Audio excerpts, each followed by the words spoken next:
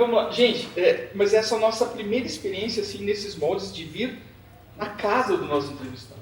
O nosso entrevistado hoje... Ou melhor, na garagem?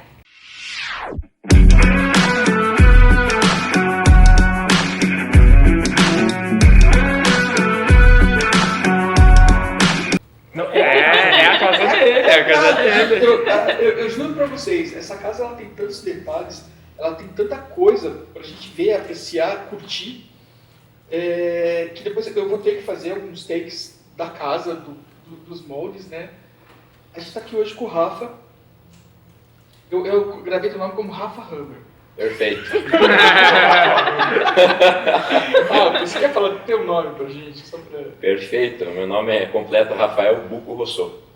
Rossô. Por isso que tá ali em cima Rossô Sou Garage. garagem, exato. Cara, que sensacional isso. E eu vou falar um pouquinho para tentar introduzir a história do porquê que a gente está aqui. A gente fez um trabalho com o Rafael, lá da fábrica. Aí o Rafael falou do Hammer. Eu não tinha visto ainda o teu Hammer. E depois a gente vai mostrar o Hammer também, porque a gente está no primeiro andar da garagem. Tem o segundo andar da garagem. E o Rafael ainda construiu ali embaixo uma área de... uma encenação, um diorama em tamanho real. Tem uma ponte 50.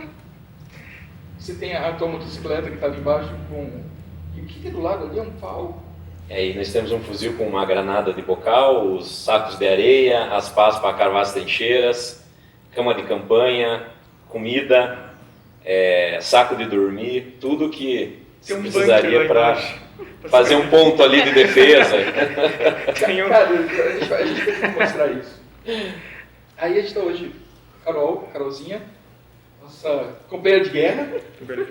E para quem não conhece, para quem nunca viu a fuça, o Sombra existe. Olha eu aqui. E hoje ele está presente. Estou presente, estou substituindo. Se hoje a nossa segunda experiência fora dos bastidores, fora do online, é também a nossa primeira vez com o Vitor.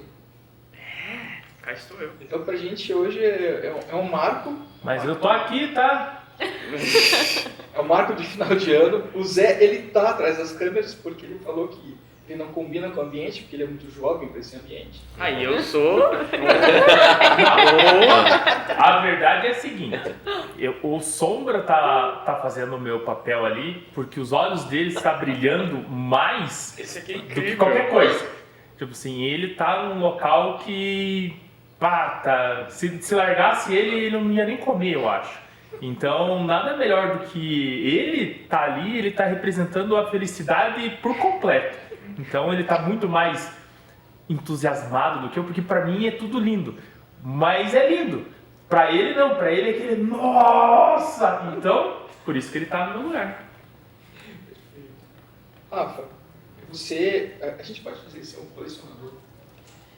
Eu aceito a designação.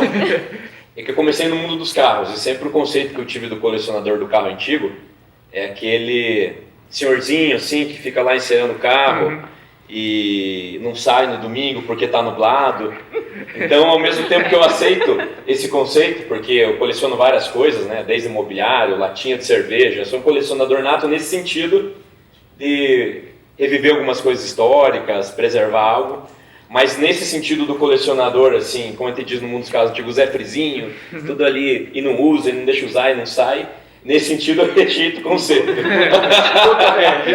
Porque você coloca o carro na rua, coloca o carro no campo, né, a moto. O Hammer, por exemplo, quando sai, a gente até teve um evento agora, por exemplo, lá no sábado ali na Falcon Arms, que é um parceiro do grupo do Airsoft. A gente se diverte, a gente dá a volta com todo mundo. O pessoal do Airsoft, quando está no jogo, a gente quer subir lá em cima, sobe todo mundo lá e faz uma pose, tá aí para usar, né? Você fez? Porque no dia que a gente se encontrou, primeiro nos encontramos para fazer aquela filmagem lá do Fábio. Eu já fotografei o teu carro, né, de ponta a ponta. Aí, acho que um tempo depois, a gente foi pro evento do qual a gente fez a chamada. Eu tinha que colocar esse menino... E ele falava, não, eu não vou entrar sem autorização, não vou entrar... Tipo assim, carro é um negócio sagrado. Tem que pedir pro Tem dono. gente que não gosta. Tem que pedir pro dono. Mas a gente vê que você entrou com cuidado, você estava né? Você curte, então você não ia... Eu vou entrar assim. Mas a sorte Você tá que o dando Rafa tava zerinho lá. com o carro. Cadê a chave? O Rafa tava do lado, aí o Rafa olhou, ouviu falando e fez assim, vai, tipo, vai moleque. Não Daí eu pensou fui. 2 vezes, né? Daí eu fui. O Doronto falou, vai, pô. Aí você foi dar uma volta, tudo, porque foi o que o Rafa falou, né? Ele vai para as pessoas verem, para as pessoas curtirem. E de onde surgiu, Rafa, isso? De onde surgiu essa paixão pela coleção? Minha primeira coleção, que inclusive está no andar de baixo lá, foi uma coleção que eu comecei com 16 anos de idade, de latinhas. Mas assim, eu tenho um histórico, rememorando aqui, trazendo aí as origens. Meu avô já tinha algumas coleções de selos e de dinheiro, uma coleção pequena. E até hoje, ele faleceu há pouco tempo, mas eu tenho aí um álbum que ele deixou, etc. Eu me lembro quando eu era criança, ele deixava algumas notas, chamava o Machadão na época, que era década de 80 no Brasil, aquelas trocas de moeda. Eu acho assim que o mais longe que eu consigo pensar é esse histórico, né? Acho que esse avô, que é o Exídio, foi uma referência. E daí minha primeira coleção foi coleção de latinha, lá com 15, 16 anos de idade. E daí estagnou, né? Eu passei muitos anos estudando aí, enfim. E aí a vida mudou um pouco nesse aspecto, se estabilizou. Porque, feliz ou infelizmente, envolve um certo gasto e depende da coleção que você entra, o gasto é maior, né? Depende do que você seleciona para colecionar. E aí eu tive um impulso maior depois que eu construí a garagem. Aí eu voltei com os carros muito tempo depois, né? Na adolescência ali eu sempre tive o gosto, parei com a latinha. Aí 15 anos depois eu voltei com o carro antigo. Com as latonas. Exato. Exato. E o carro foi interessante porque ser carros grandes, uma coisa levou a outra, porque daí ele demandava espaço, né? E aí comprou um, aí comprou outro, aí já estava usando garagem de vizinho, estacionamento. Aí veio a ideia que nós tínhamos um espaço aqui, vamos fazer uma garagem. Mas a primeira ideia era fazer uma garagem como se fosse um depósito do carro. Só para guardar. Chegou ali, estaciona e para. Que daí nós fizemos aqui, acredito que faz uns 4 ou 5 anos atrás. Aí o espaço chegou, né? Realmente a gente começou a guardar o carro aqui, guardava e ia embora. Mas aí eu fui me aconchegando do espaço, né? Ele não tinha nada do que tem aqui hoje, era só o piso, o teto e as paredes. Aí eu fui... Mas você já estava sentindo o que ele ia se tornar? Não, sem dúvida. Os gostos que estão aqui hoje sempre tiveram em mim. Eles não surgiram agora. Você já queria fazer. Exato. Exato. Mas já estão, né? Exato. Então, tenho várias... Eu sempre gostei muito da década de 50, que aqui o que predomina em termos de decoração é isso, né? Sempre achei esse um negócio muito vivo, muito bonito, muito alegre, as cores. Então, quando eu comecei a mexer aqui, eu optei por colocar mobiliários da década de 50, os carros são da década de 50 e 60, né? Eu achei que ficaria bacana, mas foi um tiro no escuro, fui fazendo, nunca tive assessoria técnica de ninguém para mexer nesse nível aqui, e foi se construindo. É um espaço que demorou muito tempo para estar no que é hoje aí, né? Eu vou falar assim, eu continuo babando. A gente está aqui já quase 1 hora e eu continuo tá babando. Olhando, a gente não olha quando a gente quer olhar. É muita coisa e de muito bom gosto, né? Você dizer, não tive assessoria. Mas é da pessoa, isso está em você. Os móveis que você falou, a gente estava conversando agora das cores. Porque a primeira coisa que chama atenção é assim, vida, cor. E daí você fez um comentário que o mundo está mais sisudo, né? Porque os anos 50 eles eram coloridos. A minha filha, ela até veio comentar essa semana, mas por que eu sinto tanta saudade dos anos 50 se eu não vivi os anos 50? Eu falei, eu não sei o que é isso. Você tem essa sensação, tipo, de rememorar, porque você nasceu em 80? Eu sou de 84. Pois é, mas de repente, teu avô trouxe isso para você, de repente, essa construção pode ter sido, né? Porque ele viveu os anos 50. Você hoje tem aqui em cima 2 carros, uma moto. 3 carros, eu tô Tem vendo. Gente, esqueci, tem mais um atrás. É que vocês vão ver depois, eu vou mostrar. Tem uma máquina de fliperama ali. Gigantesca. Mas foi o primeiro que eu vi quando cheguei, né? Sim. Eu esqueci dele. Então, Sim. 3 carros, moto, tem um posto de gasolina, tem jukebox. Tem muita coisa. Do lado da jukebox aí, como que é o nome da vermelhinha ali? Também é jukebox? As duas ali são jukebox, Essa aqui é uma jukebox de disco, Isso. anos 65. E a outra é uma máquina moderna americana, já nos anos 2000, de CD. Mas aquela outra, ela remete à jukebox mais clássica que existiu, que é uma Urtz da década de 40. Então, em várias coisas da cultura pop, a gente vê aquele desenho. Porque aquilo ali eternizou o shape, o visual da jukebox.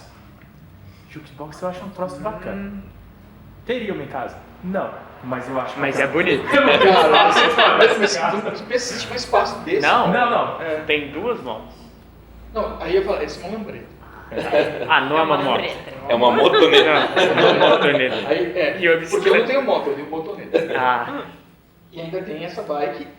E lá embaixo você tem o Hummer, que a gente vai mostrar, o Jeepão, que é um... É um Willys, um Willys. Ah, é um Willys. É um Willys, isso.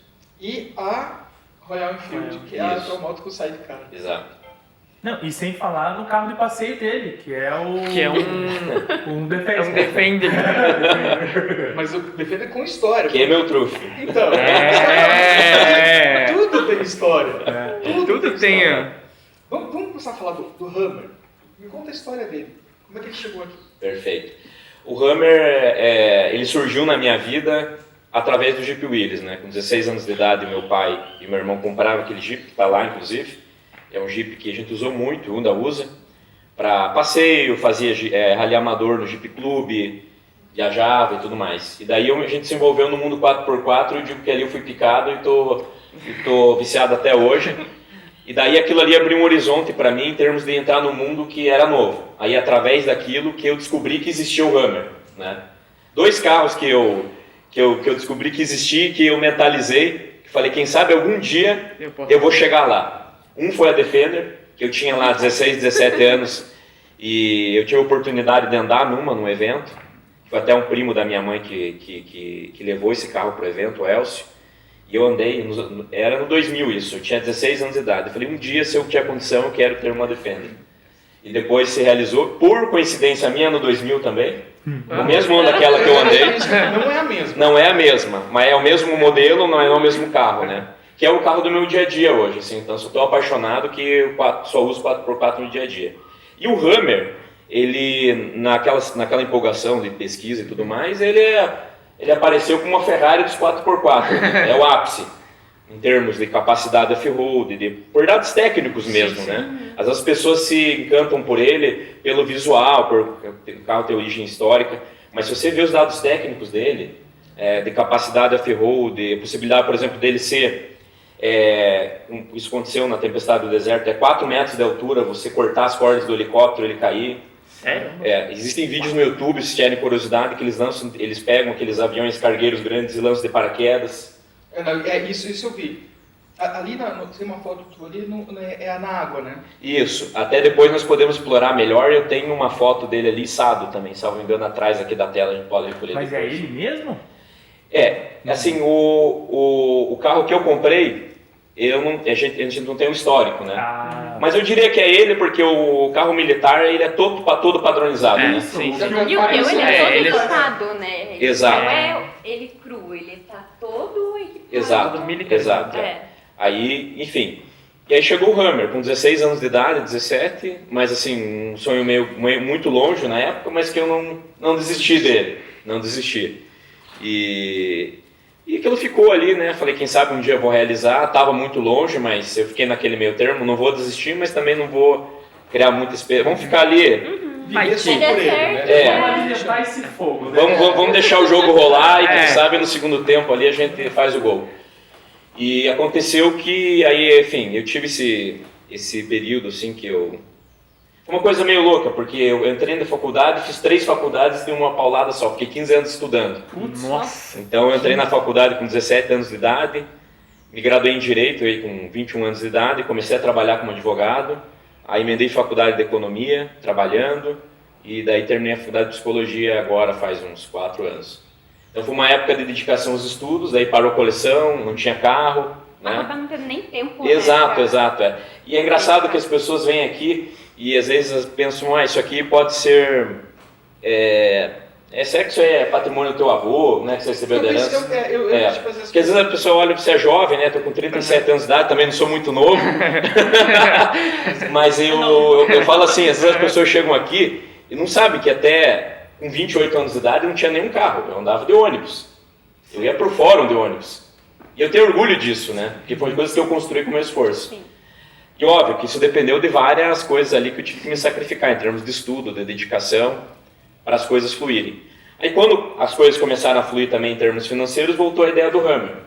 E voltou porque em 2016, salvo engano, 2014, o exército americano abriu o leilão dos veículos, né, dos Humvees. Mas eles abrem esses leilões de tempos em tempos ou... O leilão ele tá contínuo, né? A princípio eles lançaram um leilão para leilar 5 mil unidades. Pelo que eu acompanho hoje, já leilaram mais, mas é algo que não existe um controle porque eles selecionam lá os veículos internamente e vão passando para o leilão. O leilão é uma empresa terceirizada que faz a venda. Não sei se você vai conseguir responder isso. Eles leiloam para renovar a frota ou eles leiloam porque aquilo tem um período de uso? Isso é bem interessante, porque eles estão realmente substituindo o Humvee, né? Até a gente chama o Humvee, que é o nome militar do Hummer. Até porque o Humvee surgiu antes o termo, né? Ele é abreviação de uma sigla, que diz lá, é um veículo multipropósito, a rodas, então é uma sigla grande que os soldados que não chamam de Humvee.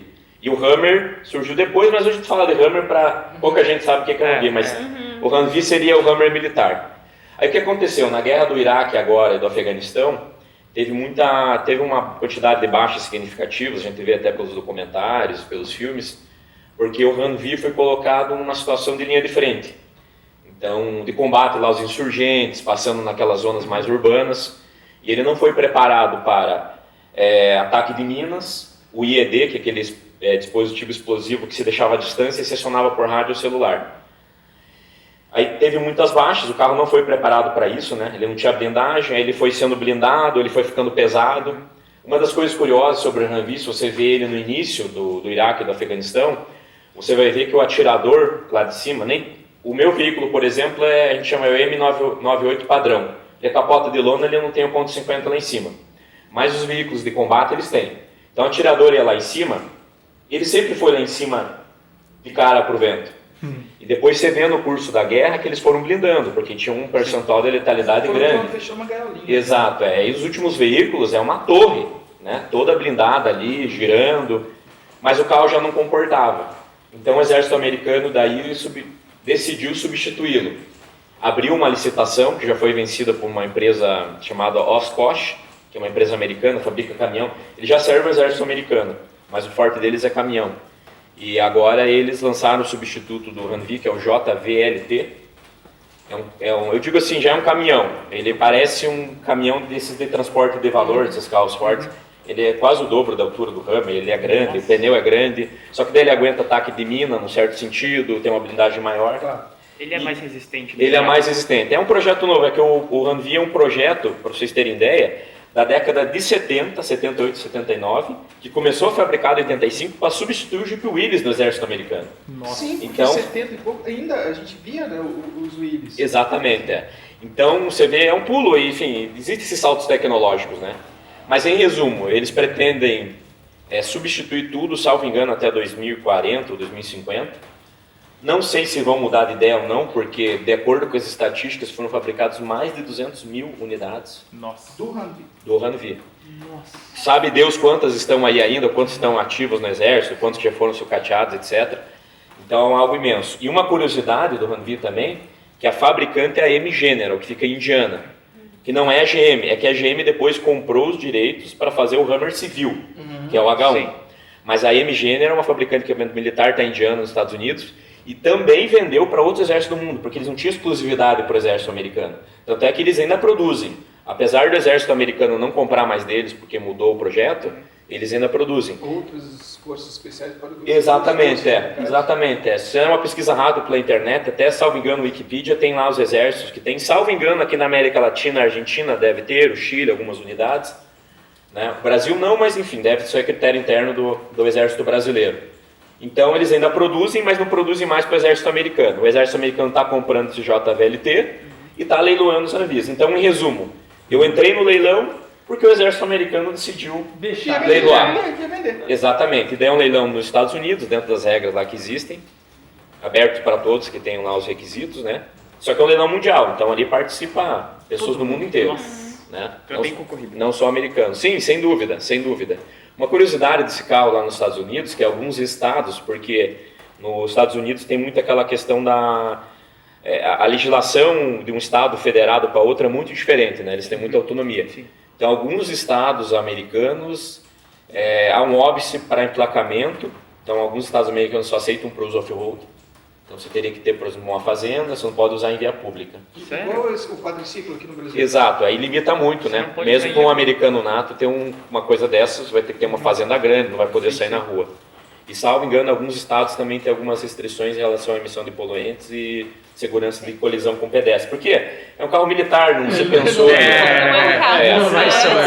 Não vai sobrar muito pedestre. E ele está caindo no mercado civil agora, né?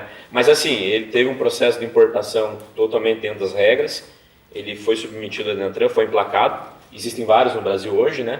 Ele atende todos os critérios da legislação brasileira. Então, na venda no exército americano, eles desmilitarizam, então não vem com nenhum equipamento militar, inclusive dentro vem sem nada, e sem blindagem. Inclusive a gente vê no leilão alguns carros que não tem capota. Você fala, que curioso, né? Por que estão vendo sem capota? Provavelmente a estrutura dele era blindada. Eles tiraram. Não tem armamento, óbvio, não pode ter, né? Então ele é um carro que...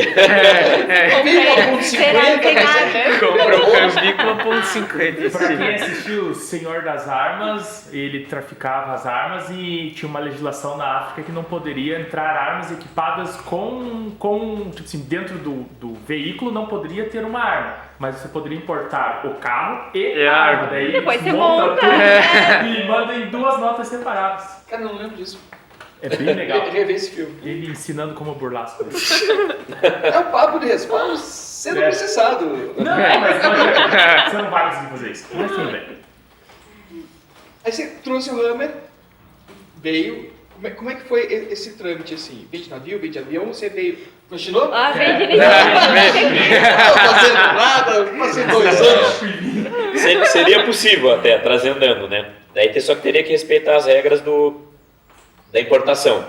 Mas ele veio de container. Até isso era curioso, porque quando o importador trouxe, que é meu amigo, dá um abraço, que acho que ele vai assistir o vídeo, eu lembro.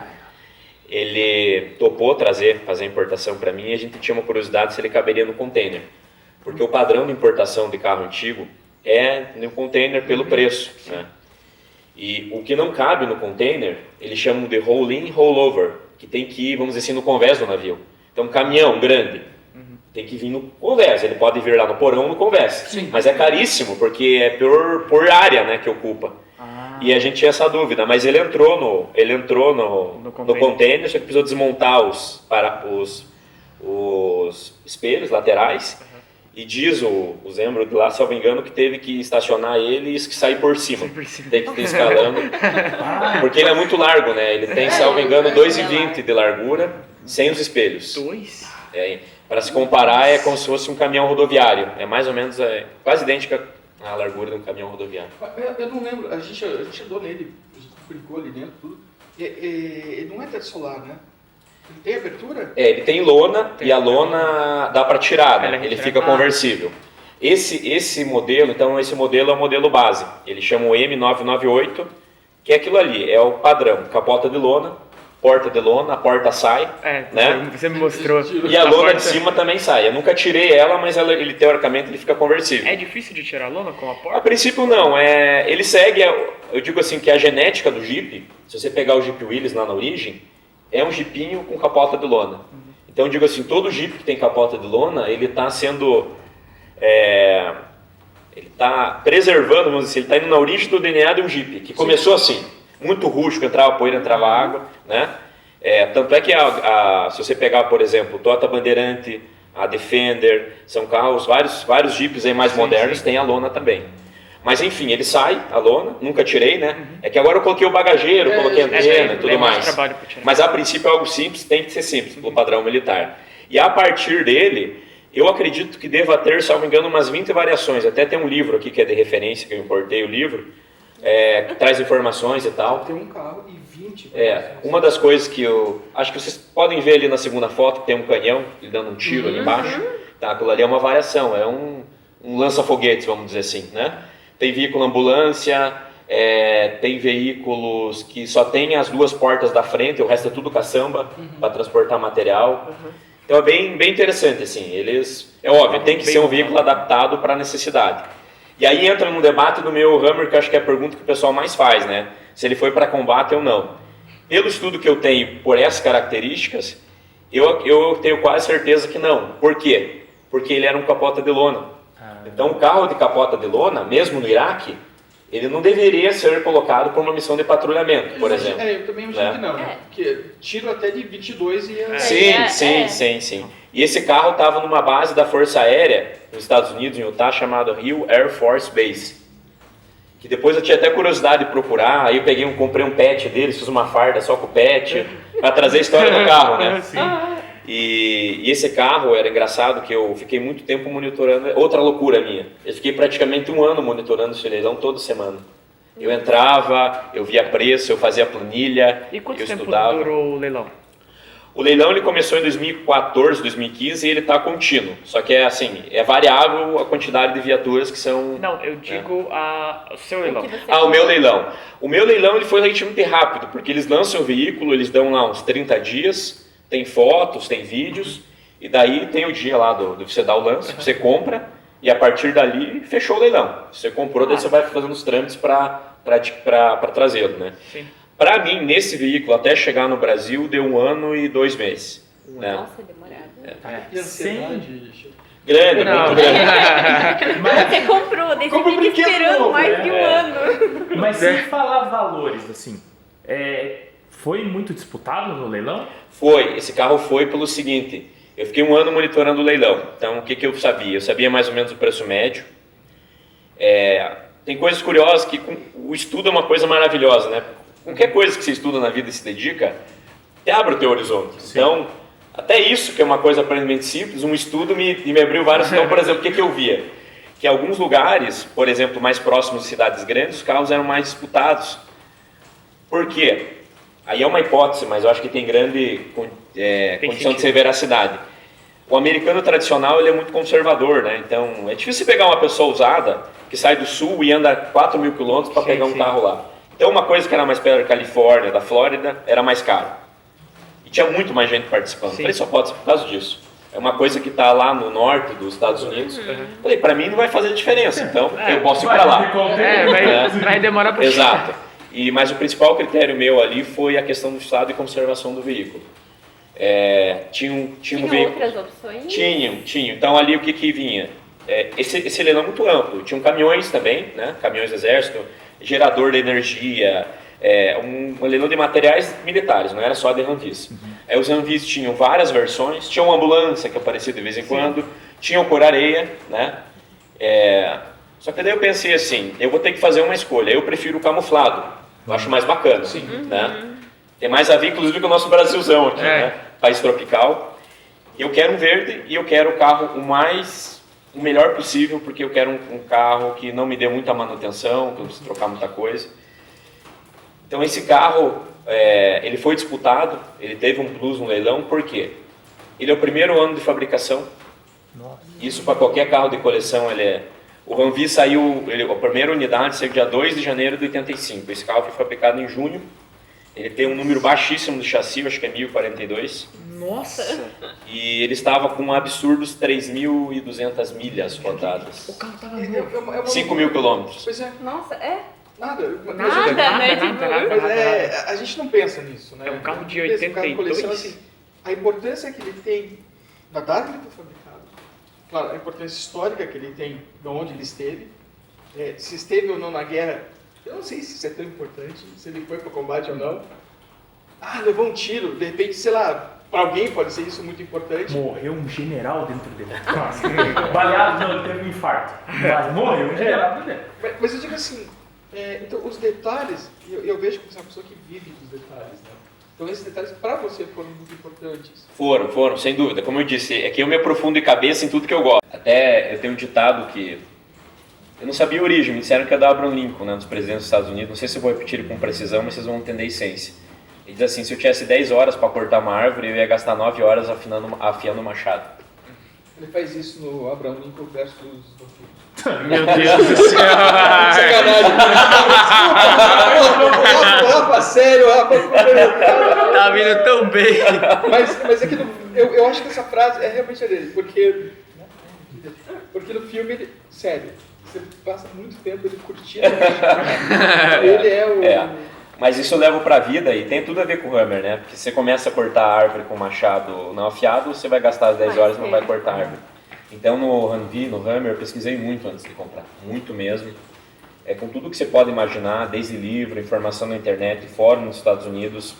Eu vou te dizer que eu devo ter visto uns 30, 40 documentários do Iraque e Afeganistão. Até hoje eu vejo. Isso que eu falo, você continua estudando. Pra você ter ideia, antes de comprar o veículo, eu parava as imagens para ficar vendo o detalhe interno.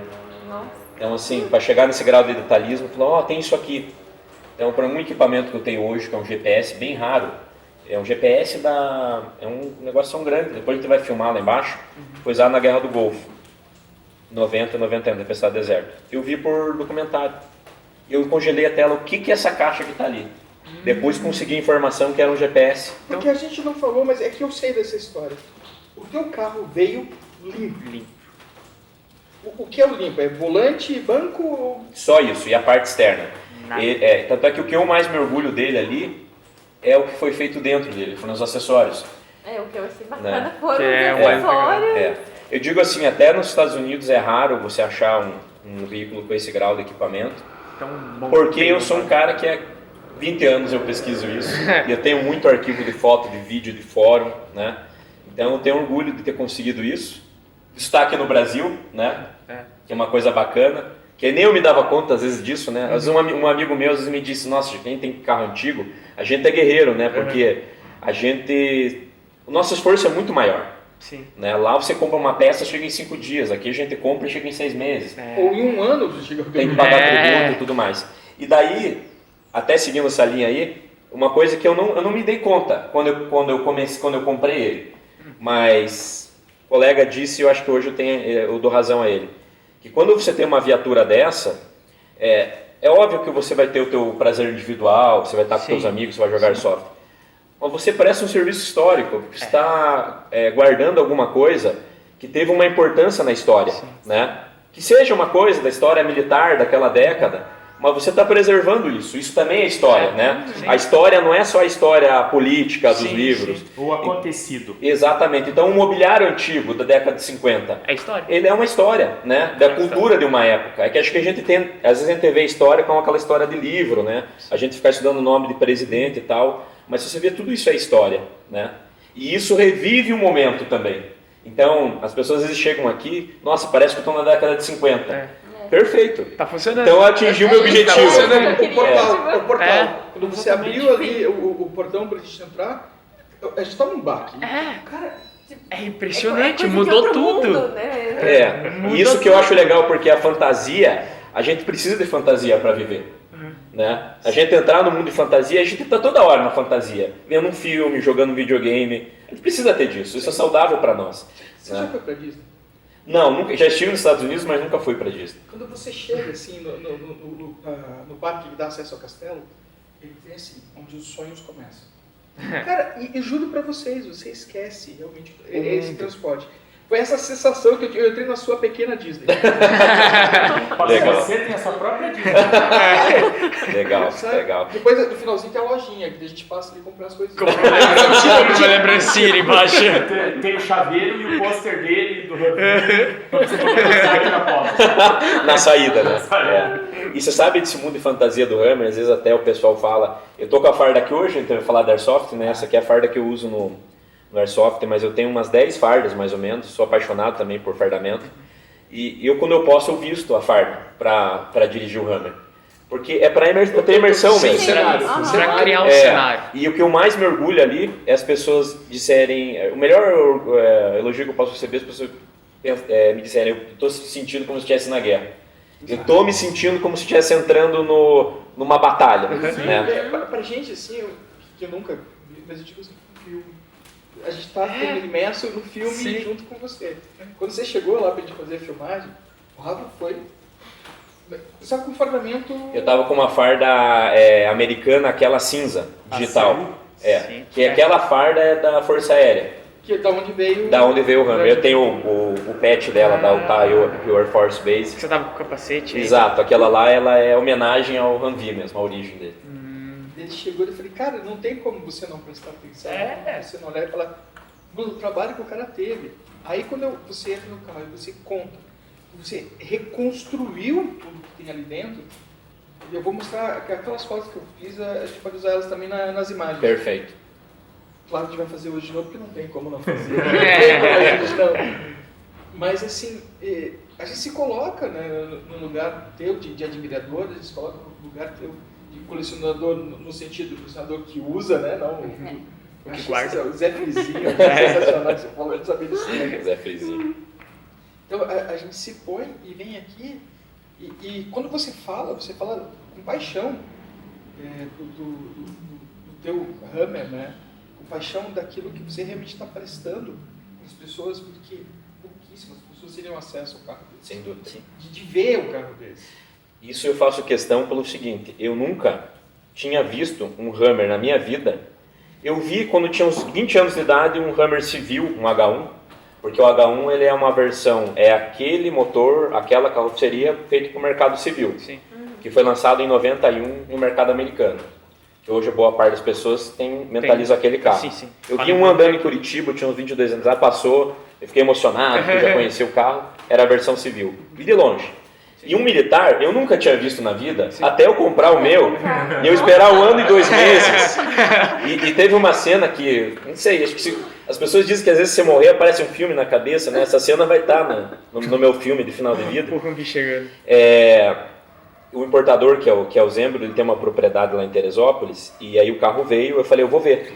E daí, não tem como não ver. Imagina a emoção de você chegar e daí ele daquela emoção de um ano e tanto, a gente viaja até Teresópolis de carro, e daí ele tem uma propriedade lá, tem um lugar um pouco mais elevado, ele pegou, eu não sabia disso até o momento, ele pegou mais ou menos um monte de areia desse tamanho e deixou ele em cima.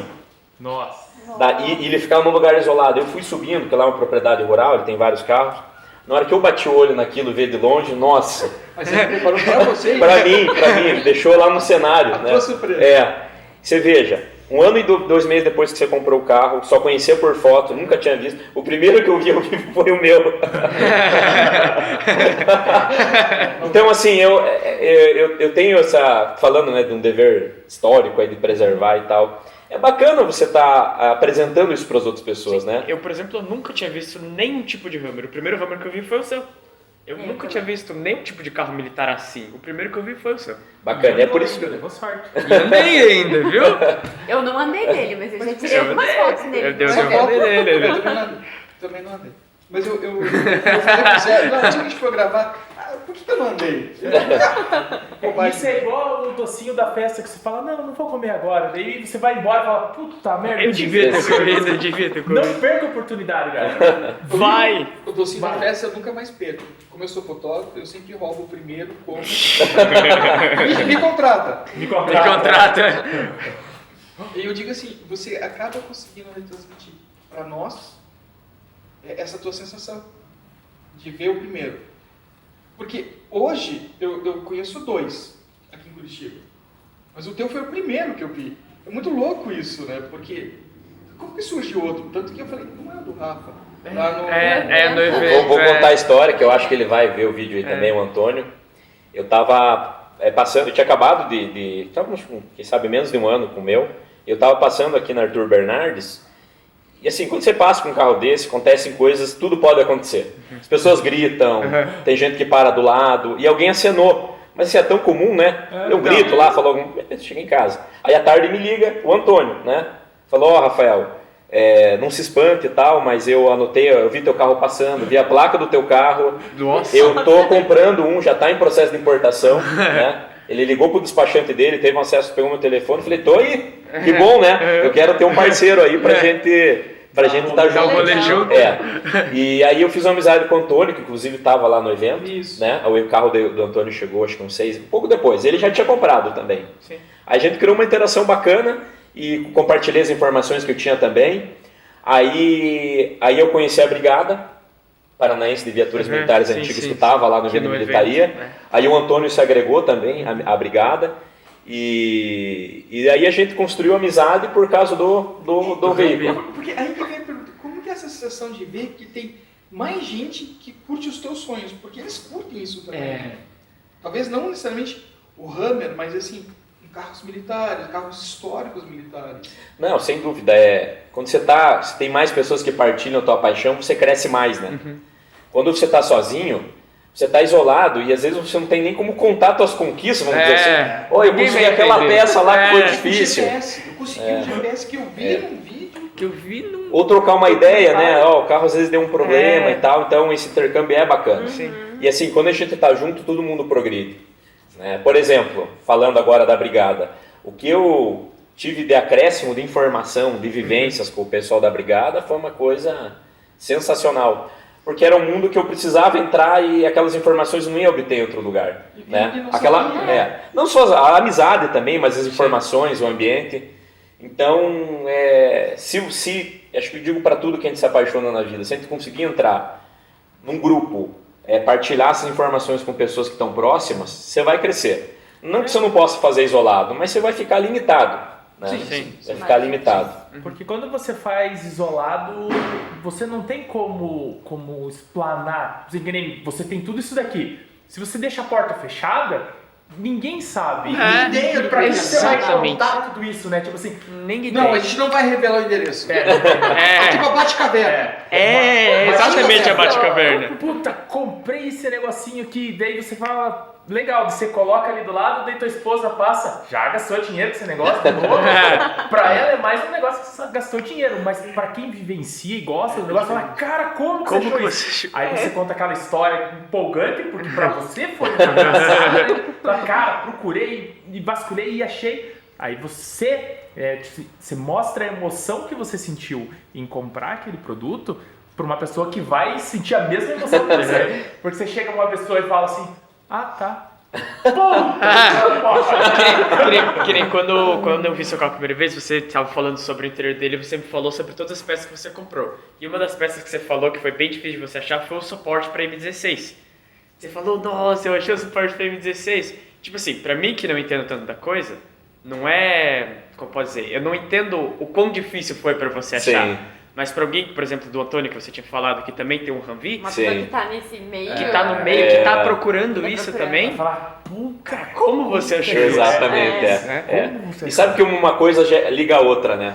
O suporte, ele era necessário para eu ter a arma, porque a arma só cabe ali, então ele é um suporte de engate rápido. Qual que é a ideia? O soldado entrou, coloca o M16 ali, e tem que ser o M16, que é o fuzil padrão do exército americano. E o suporte só dá pro M16. Aí eu falei, eu preciso do suporte para ter a arma. E com a arma meu carro vai estar completo. Foi uma das últimas coisas, né? De eu ter um em cada passageiro. Tem um M16 em cada banco. Aí teve o suporte, eu falei, agora o suporte destravou a arma, né? Agora tem que comprar. Vai dando... Essa fase eu passo essa fase, aí eu consigo essa fase. Eu preciso disso para poder ter aquilo. Você sabe que tem gente, eu concordo com isso, até é brincadeira, mas é verdade. Diz assim, esse tipo de hobby, assim, carro antigo, carro militar, é ego de gente grande. É isso mesmo. Mas a diferença entre as crianças e os adultos é só o valor. Com certeza. Eu falei, eu fui descrever o Rafa, eu falei, o Rafa é o cara que tem Hot Wheels em tamanho natural.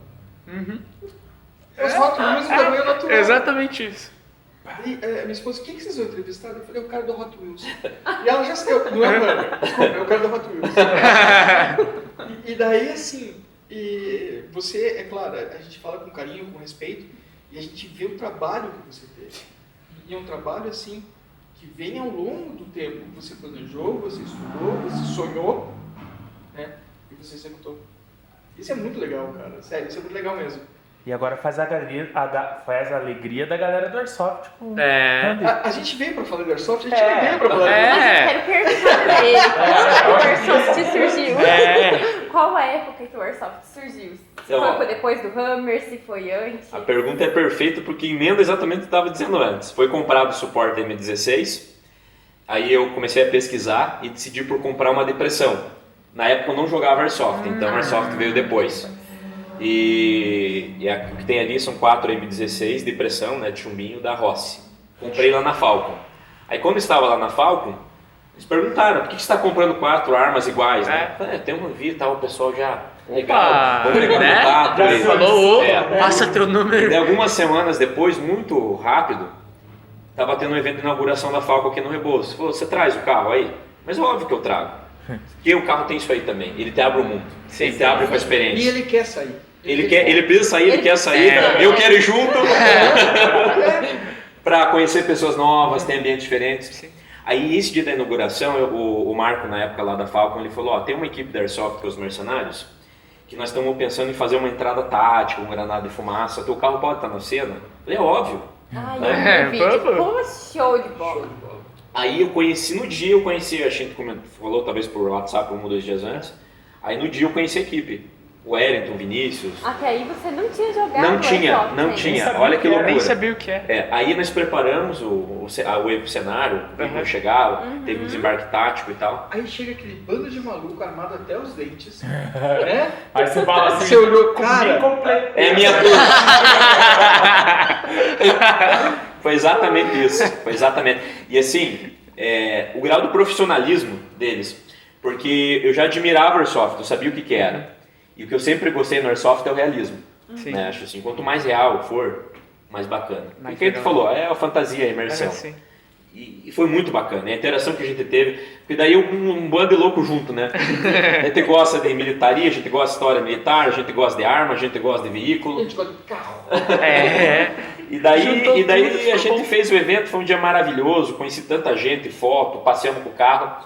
Aí eles falaram assim, Rafael, você quer jogar com a gente? Eu falei, é óbvio, né? Tava esperando o convite. Por que vocês demoraram o dia inteiro? Eu esperei um dia pra isso. Daí você vê que loucura, era um sábado. Aí a gente falou, vai ter um Milsim lá em Paranaguá, amanhã às 8 horas da manhã. Vamos? Falei, ditado meu também. Diga mais sim pra vida do que não. Sim. Vai dizer, só diga não pra vida quando você tiver muita certeza. Eu trato desse jeito também. Aquele filme Sim Senhor, do Jim Carrey, é claro que é exagerado, ele é caricato, tudo, mas ele é revelador, porque tudo de bom aconteceu quando ele disse sim. E às vezes eu tenho essa de dizer assim, a gente entra nas furadas, a gente entra. Mas eu acho que é muito mais gratificante do que furada. Não, a furada acontece, né? Não, a furada é o que nos motiva a continuar. Porque a gente dá umas fora, mas a gente dá umas dentro tão boas. E fala assim, a furada nem lembrei mais. Mas mesmo a furada, quando ela acontece, a gente consegue contornar e transformar aquilo numa coisa boa, como você falou, conhecer gente, conhecer histórias. Porque quando a gente começou o papo, eu preciso fazer o nosso... Quando a gente começou o papo, a gente começou justamente com o que você disse agora, conhecer pessoas. E é para isso, a gente quer saber as histórias das pessoas, a gente quer saber quem são as pessoas que às vezes a gente não reconhece porque estão fardadas, com máscara, com óculos, né? Você não sabe quem é. Aí quando você sai de lá, você traz a pessoa e vem descobrir quem ela é. Isso é gratificante. Assim, ele é mais louco do que a gente pensava. Puta, eu achei que eu tava bem, mas cara, tem um cara que é maluco. Vamos conversar com ele que ele vai levar o meu grau. Isso, ou então assim, ele vai chegar no nosso grau de loucura. Porque é assim que funciona. E para fechar essa história com chave de ouro, você vê, né? Aí eles falaram, vamos. Onde que vai ser? Em Paranaguá. Então nós vamos de Hammer. Vamos sair que horas? Isso era sábado à tarde. Era 3 horas da tarde. E eu tinha uma festa para ir à noite ainda e fui. Eu falei, bom, eu fico lá até uma meia-noite e tal. Que horas que nós vamos sair? 5 horas da manhã. Então 5 horas da manhã eu tô pronto e vamos de Hammer. E fomos. Nossa, que sonho. Saí, poucas horas eu já entrei na equipe, eles já me emprestaram arma, eu já fui com a minha farda, 5 da manhã eu tava acordando, chegamos lá, fizemos uma entrada cinematográfica, paramos o carro lá na entrada, o pessoal subiu em cima com os rifles, já entramos buzinando. Foi no campo da 277, né? Isso, no campo da 277. Eu tava lá. Nesse? Você viu o Hammer lá? Eu vi tudo isso acontecer, eu tirei foto. Tá, acho que depois. Acho que depois. Então tá valendo. Então tá de boa. Não, deu pra aproveitar porque, bastante. assim, eu não sei, mas ele é lento, é um carro lento, não é um carro de... Isso é outra curiosidade. Pelo manual, a velocidade máxima dele é 85 km por hora. Quando ele está chegando nos 80, você já vê que a rotação do motor está muito elevada. E o motor é um monstro de um motor, que é um motor V8 a diesel. Quanto de torque tem aquele motor? É algo, até, eu não sei se não é 50 ou 60 kg força, eu posso conferir isso aí depois.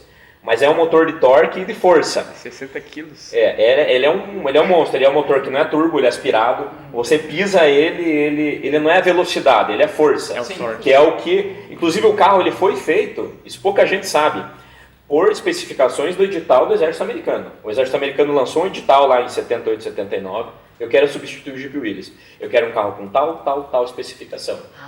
Então, assim, ele foi... Por isso que o DNA dele é militar, é diferente de um carro civil que foi utilizado pelo Exército. Por exemplo, a Defender é um carro que eu sou apaixonado, mas a Defender não é um carro militar. A Defender é um carro civil que é utilizado pelo Exército, pelo Exército britânico. A Toyota Bandeirante, que foi usada pelo Exército Brasileiro, ótimo carro, bruto. Ainda, né? Porque eu vejo o pessoal ainda... A Bandeirante é o seguinte, ainda existem algumas unidades no Exército, mas o que existe hoje é histórico ou está indo para leilão. Então tem leilões frequentes do Exército Brasileiro que ainda aparece Toyota Bandeirante, para você ver como o carro é bruto. Né? Inclusive a Bandeirante, pouca gente sabe, mas tem uma estatística, a Defender também tem uma parecida, que em torno de 60% a 70% de tudo que já foi produzido continua em uso. Continua andando. Sério? Então é um dos carros do apocalipse zumbi. Viu? Vai acontecer um desastre nuclear. Né? A gente está montando uma equipe de sobrevivencialistas justamente para o apocalipse zumbi. O Rafa, ele vai ser hoje já convidado.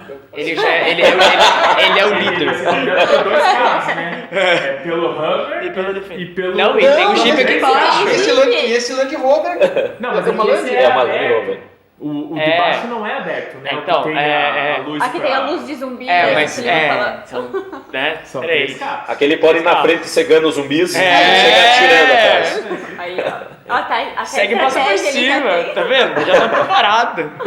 A gente só vai ter que achar o cara das armas agora, mas isso a gente fala.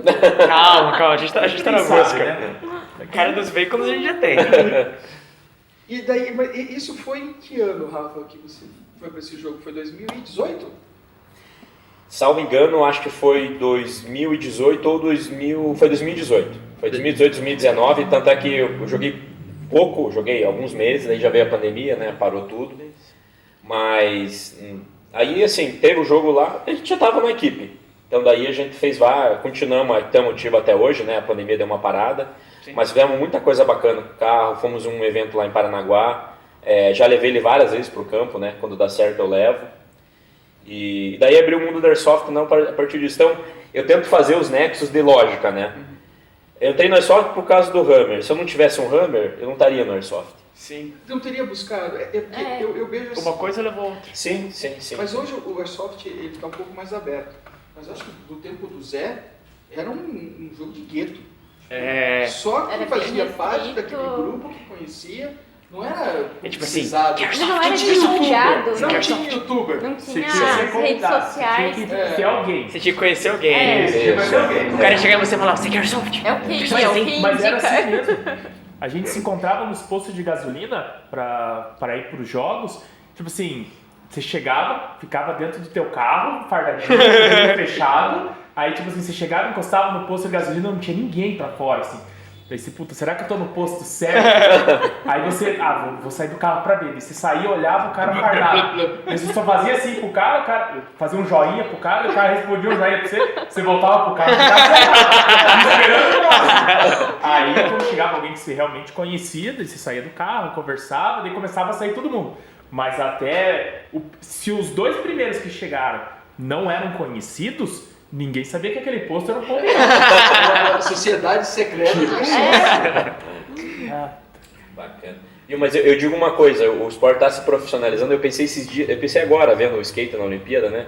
Eu acho que ainda a gente vai viver para ver o Airsoft com o esporte olímpico. O speed. Será? O speed vai.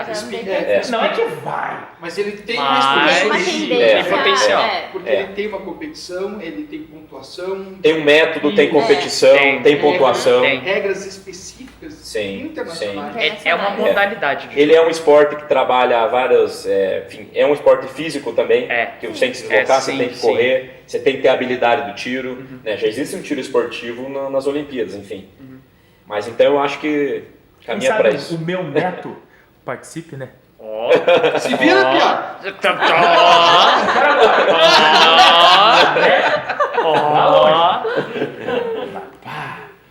sabe, o Vitor é filho do Zé. Explanou. Agora todo mundo sabe quem é você. E assim, essa tua paixão pelo colecionismo, essa tua paixão pelo militarismo, o Airsoft ganhou isso também? Sem dúvida, com certeza. É que o Airsoft ele une várias coisas, né? Sim. Então, por exemplo, eu tenho paixão por fardas. Essa aqui é a farda da equipe, mas eu tenho as outras ali. É o momento de eu vestir minha farda, de eu pegar um armamento. Então, por exemplo, armas foi uma coisa que eu não tenho arma de fogo ainda, né? Mas tenho interesse. Tenho interesse, pesquiso. As armas que eu tenho são todas a .50, que não dá tiro, é uma arma decorativa, e as armas de pressão e airsoft. Essa .50 a gente vai mostrar depois, ou de repente no vídeo aqui, Sim. mas em algum momento ela vai aparecer. Ela é decorativa porque ela foi desabilitada? Ela foi construída, né? Ela, na verdade, ela tem um artesão aqui no interior de São Paulo que ele faz e ele segue as mesmas, é parte do zero, é um serviço de funilaria, solda e tudo mais. Ela é perfeita em termos de tamanho e tal, só que ela não tem nenhum poder de fogo. Então não é uma arma real que foi desabilitada, né? É por isso que eu digo que é decoração, é como se a gente construísse aqui alguma coisa, né? Com muita habilidade. Sim. E a .50, assim, ela é um clássico, né? Porque é uma arma que, salvo engano, foi produzida na década de 10 ou de 20. Até estimulo vocês a procurarem, mas salvo engano, na década de 10 ou de 20. Chama-se Browning .50, né? Browning é o criador. É um clássico, você vê uma arma de quase 100 anos, foi utilizado na Segunda Guerra Mundial, é utilizado ainda por várias forças armadas no mundo. A .50 é o equipamento padrão secundário de tanques. Então, quem conhece tanque ou vai pesquisar vai ver que todo tanque ele tem um canhão principal, que daí depende do milímetro lá, né? 78, 90, 105. E se você for ver, o equipamento secundário é uma metralhadora. Para quem assistiu o Corações de Ferro com o Brad Pitt, nas cenas lá que ele sai, aquilo lá é um .50. Aquilo lá é um tanque americano da Segunda Guerra com .50. Então ele é um clássico. A .50 está no Jeep Willys, a .50 está no Hammer, está no Humvee, né? Exatamente. Então ele é um clássico. Só que olha que interessante da .50, até quando eu comecei a me envolver mais, eu percebi que a .50 ela tem uma finalidade. A .50 não é para você dar tiro numa infantaria. Claro, você pode usar numa situação de emergência, né? Mas é como você tentar matar uma mosca com um tiro de 38.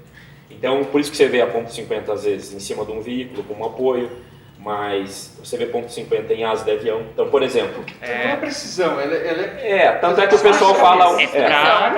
defesa antiaérea. Então, por exemplo, a encenação que eu tenho ali, seria claro, se viesse uma situação histórica ali, um blindado, um veículo, óbvio que você ia atirar com a .50. Mas... tanto é que ela até tem a alça de mira, tem as miras ali, mas não é tiro de precisão, é para você pegar uma bala traçante e tentar atingir um avião. Né? Eu até tenho um projeto, pouca gente sabe, mas já vou publicizar aqui. Eu pretendo... Spoiler! E vocês vão ver, talvez alguma coisa que pode demorar até alguns anos, mas eu estou com um projeto já engatilhado de fazer uma réplica do Thunderbird, É o avião que a Força Aérea Brasileira usou. O que está na frente dos museus. Exatamente, aquele modelo, acho que é um P-47. Eu pretendo fazer uma escala dele, talvez com uma escala de 1 para 5, 1 para 6, vai dar 3 daqui, metros, 2 para lá, e colocar ele aqui em cima. Nossa! Aí, A gente falou que viu? Nossa segunda pausa. Não é nossa segunda intervalo. pausa. Durante o intervalo, você viu o show do intervalo. A gente teve o Zé dançando Macarena. Eu falando, olha o gol. Você não tava na hora que ele tava dançando Macarena. E alguém gravou. Desenho. Tá gravado. Rafa, a gente parou agora. A gente viu o intervalo e a gente comentou que a gente tem que vir aqui no Rafa para fazer o 2.0. E o 3. Porque é muita coisa que a gente aprecia, que a gente curte, que a gente gosta. Muita coisa que a gente quer saber a história, porque a gente já viu que tudo eu tenho uma história. Né? Não está aqui apenas, está aqui o capacete, está ali, você já contou um pouco da história dele, acho que você já vai para o 2.0. Você contou da tua Defender, você contou do Hammer, contou um pouco de você, contou do Airsoft pra gente. A gente mente que a gente devia falar de Airsoft, é mentira. Essa foi a desculpa pra entrar no portão, né, Rob? A gente veio com a mentalidade da garagem aqui. Quando ela abriu, eu esqueci o Airsoft. Porque a gente gente vem falando que o Airsoft, ele está nos unindo com as pessoas e é a nossa liga, mas não é o nosso assunto principal. O nosso assunto principal é a pessoa. Sim. Sempre vai ser o ser humano. O Zé ficou escondido hoje. O Sombra está estreando hoje em frente às câmeras, aparecendo. Roubei o posto. A gente vai tirar o nome. Meu posto, A gente vai tirar o nome de Sombra, a gente vai Não, é só. assimilar o Vitor. Acho que hoje ele ganha o. Não, Sombra. Hoje ele ganha o codinome. aparecer na câmera Agora é Sombra. Gostei disso. Ele ganha o codinome de Vitor. Não, deixa o codinome Sombra. Nome Vitor, codinome Sombra. Codinome perigo. Codinome perigo. E a gente quer te agradecer muito. Primeiro por nos receber. Segundo até por assim, ter a paciência, porque a gente ia te gravar lá na entrevista do Lino. Eu não gostei, eu não achei que ia ser assim, merecedor daquele espaço. Porque no espaço a gente estava com barulho, com muita gente em volta. Sim. Eu acho que, cara, a gente ia perder isso. A gente ia perder isso. Sim. A gente grava lá, a gente ia perder essa recepção. Pudera que mais pessoas pudessem vir e ver essa experiência. Né? Mas assim, eu creio que não é um ambiente que você possa dizer para todo mundo. Desculpa, eu acho que não é um ambiente. Sim. Não por nada, mas eu acho assim, que não vem mais ninguém depois da gente. Mentira! Mas que vem sempre pessoas boas pra cá. Eu acho que isso é importante. Não, sem dúvida. Hoje já na verdade, assim, receber as pessoas aqui e receber elas na minha casa, né? Porque isso teve essa situação que era uma garagem, se tornou uma casa. Hoje é uma casa que eu estaciono os carros dele, muito com você. Mas isso é um conceito que eu tinha há muito tempo. Então, depois, ó, dá pra pegar uma foto daqui assim pra frente e pode falar que ele mora num hotel, num apartamento com que consegue estacionar os carros dentro da casa. Cara, mas literalmente ele tem um elevador. Ele tem um elevador pra chegar aqui, então. Os carros sobem de elevador. Então, eu te agradeço. Hoje eu estou falando um pouco mais em nome do papo. Te agradeço como Marcos por ter a oportunidade de conhecer esse ambiente. Já te peço autorização para retornar aqui como fotógrafo. Tá autorizado. Tá gravado! Tá documentado. Tá gravado. Carolzinha, quer... Quero agradecer essa oportunidade de estar aqui, de conhecer um pouco, muita coisa que pra mim é novidade. Nossa, a primeira impressão que eu tive quando eu entrei, fiquei de boca aberta, olhando, nossa, que lugar legal. E muito obrigada. Bacana, perfeito. Vitor, explana a tua... Muito obrigado. Obrigado. Primeiro que você foi a primeira pessoa, qual pode ser? O seu Hummer foi o primeiro Hummer que eu vi na minha vida. Eu nunca tinha visto um carro militar de perto. O seu foi o primeiro, qualquer tipo de veículo militar. O único veículo militar que eu vi na vida foi um tanque que estava parado em algum canto, faz tempão isso. Indo pra Apucarana, tem uma base militar e tem um blindado lá. Tinha um blindado lá na frente. O seu foi o primeiro veículo que eu olhei, sabe? De verdade, assim. Você me levou pra dar um rolê ainda, entendeu? Eu não sabia como eu andei, sabe? Foi diferente. Não é todo dia que a gente faz isso. Daí a gente veio aqui, quando você abriu a garagem, quando eles falaram, meu pai ontem perguntou pra mim, amanhã a gente vai lá na casa do Rafa, vai entrevistar ele, você quer ir? Isso ele falou 1 da manhã. Daí ele veio pra mim e falou, se você quiser ir, vá dormir agora, porque a gente vai cedo. Aí eu pensei, eu vou. Daí eu desliguei tudo que eu tava fazendo e fui dormir. Daí ele falou, vamos lá na garagem dele, que ele coleciona. Ele falou, se ele tem o Humvee, tem a Royal Enfield. Daí eu pensei, poxa, ele tem a garagemzinha dele lá, com o Hummer, aquela moto, daí a gente vai entrevistar lá. Quando abriu a garagem, tem esse cenário inteiro dos anos 50, eu fiquei impressionado. Eu não esperava isso. Me surpreendeu, foi surpreendente. É um lugar muito bonito, é um lugar colorido, é um lugar mágico, sabe? É uma experiência totalmente nova. Você abriu a moto, os carros, é muito diferente.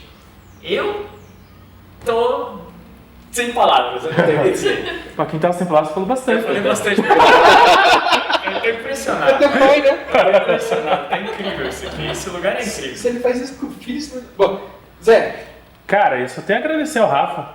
Que nem eu falei, hoje eu não tô na frente da câmera, eu tô aqui atrás, aqui, ó. Olha eu aqui. Pô, já zoou a imagem. Porque eu tinha que deixar o Sombra aparecer, cara. Porque isso que ele falou agora no fim, ele tá fazendo desde a hora que ele começou.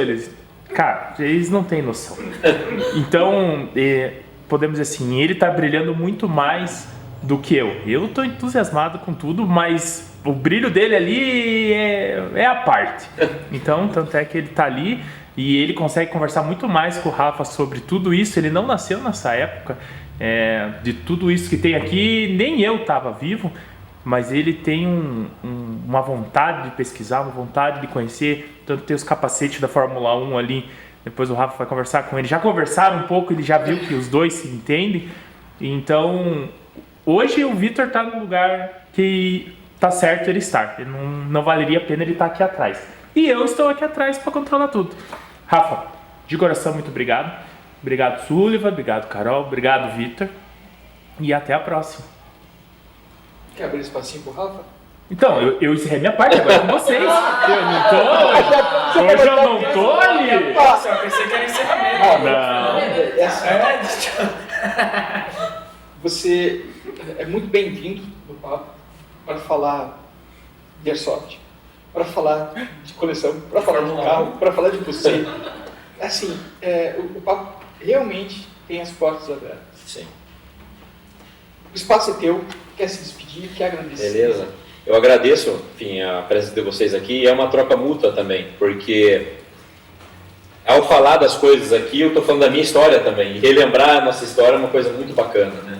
Então, para mim também, partilhar isso é muito legal. Relembrar os fatos, etc. Tem para quem falar coisas que interessam, atingir o público. Então, agradeço e as portas estão abertas aí. Vamos fazer novas versões e novos capítulos, né? Tá à disposição aí o espaço. Muito obrigado, muito obrigado. Tem mídia social, Rafa? Tem Instagram e Facebook. Enfim, eu tenho algumas poucas postagens, né? Mas o Ranvi, ele está mais assim em evidência ali. O espaço aqui tem pouca coisa, geralmente é mais de carro, contra de carros antigos e tudo mais. Você não tira muitas fotos do local aqui? Olha, a minha atividade nas redes sociais, ela é bem parca, né? Eu até às vezes eu me questiono, você que é fotógrafo vai entender isso. E às vezes registrar pouco alguns momentos, né?